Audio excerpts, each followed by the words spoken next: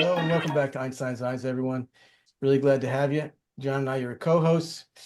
I'm Carl Rosen. I'm an oculoplastic surgeon, neuro-ophthalmologist, Anchorage, Alaska, at Ophthalmic Associates. And John, Hello, guys. This is John Ditkoff.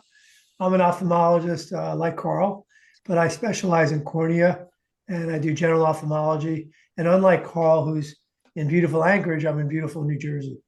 yeah, And we met many years ago at Albert Einstein, where we did our residency, hence Einstein's Eyes. And we appreciate you guys all coming. And today we have a great, interesting topic I'm really excited to hear about. yep, that's right. That's right, we do.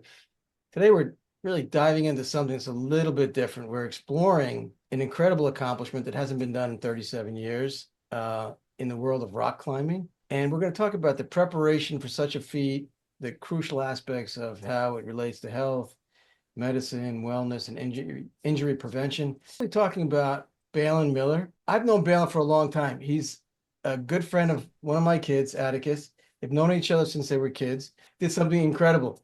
He completed a climbing feat on January 10th in the Canadian Rockies that, like I said, hasn't been done in 37 years. So I'd like to talk about how, Balin, how you prepared for this, such an intense challenge physically and mentally. Our audience can learn about this in the context of health, injury prevention, overall well-being. So Balin, just tell us a little bit about how this all came about. Well, I originally got into climbing from my dad as a kid, like the age of 12.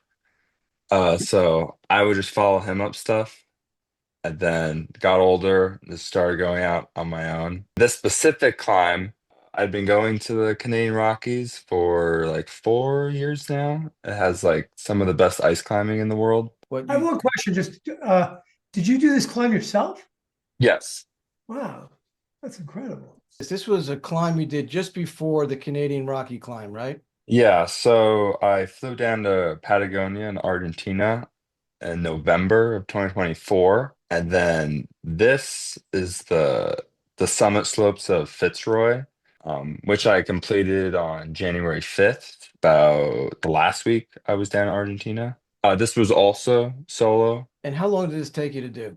So the town, it was 3 days, Three like days. three very full days. Yeah. I was in Patagonia in February. That's pretty cool.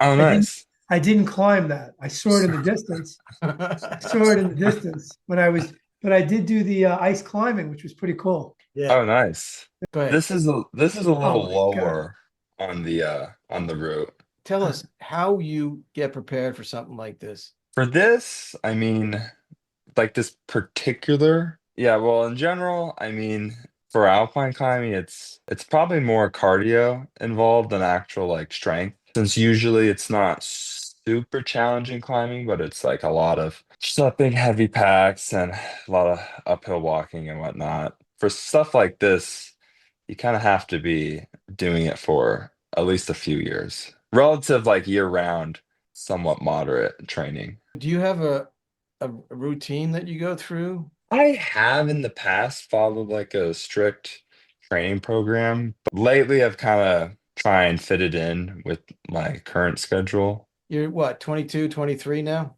Just turned 23. Yeah. Yeah. John, you remember those days? Yeah, not really. So long ago. Tell us about the mental preparedness. How do you get ready when you're at the base of this mountain? You look up, what goes through your mind? So that's in this specific or in both these climbs, that's definitely the hardest part for sure. Because the morning of this day, I woke up, it was kind of cloudy, windy, so not great weather. And I was alone, and I was like, I'm really not that psyched. And then I see two other climbers from Germany start going up a different route. I'm like, well, if they're going up, can't be that bad of an idea. So then I continue. Huh.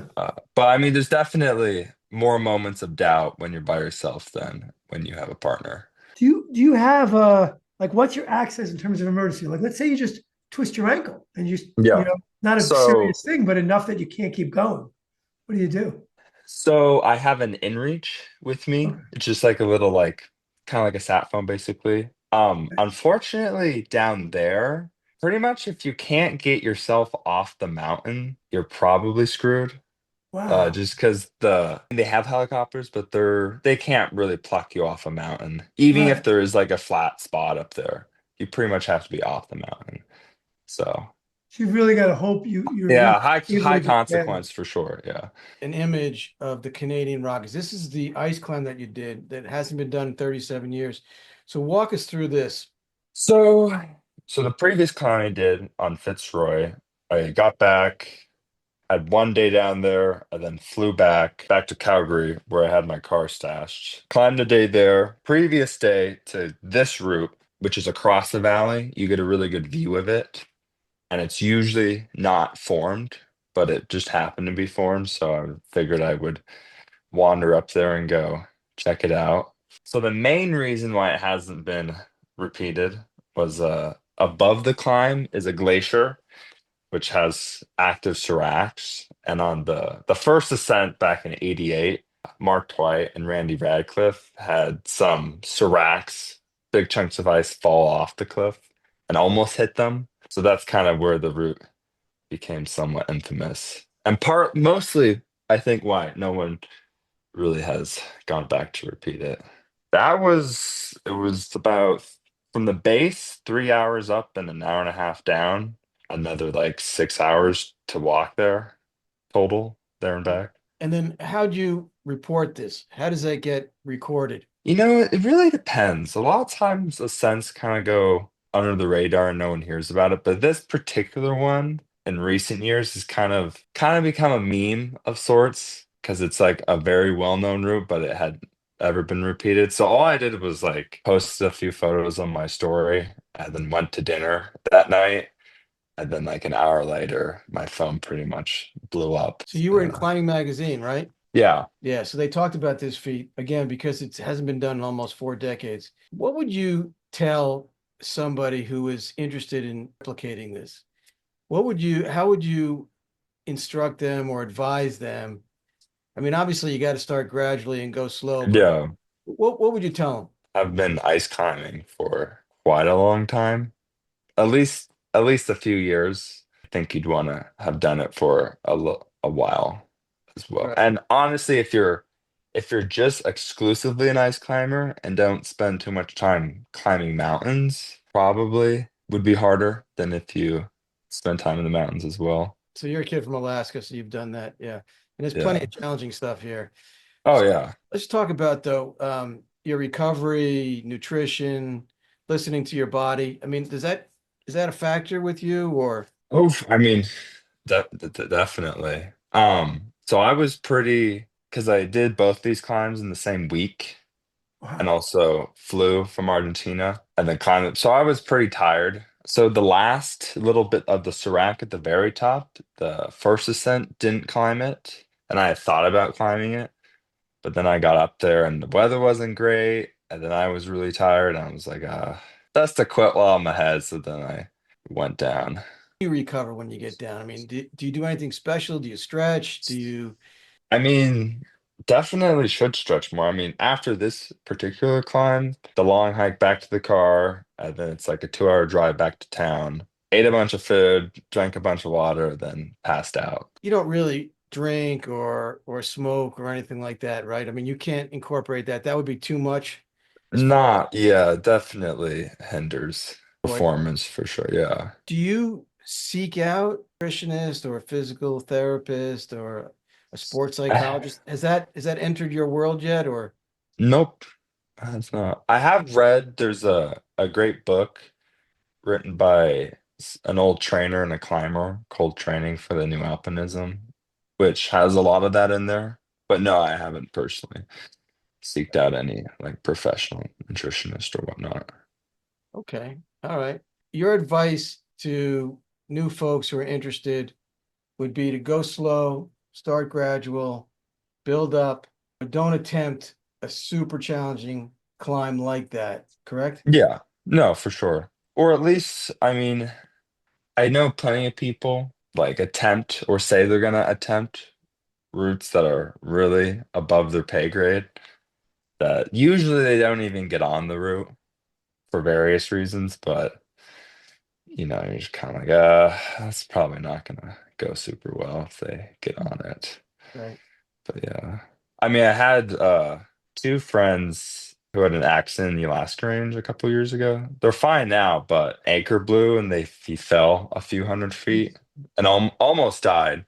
But as bad as it is to say before all of that happened, when I heard they were gonna go, the back of my mind was like, it wouldn't surprise me if they get rescued off of that, just because had only been ice climbing for like a year at that point.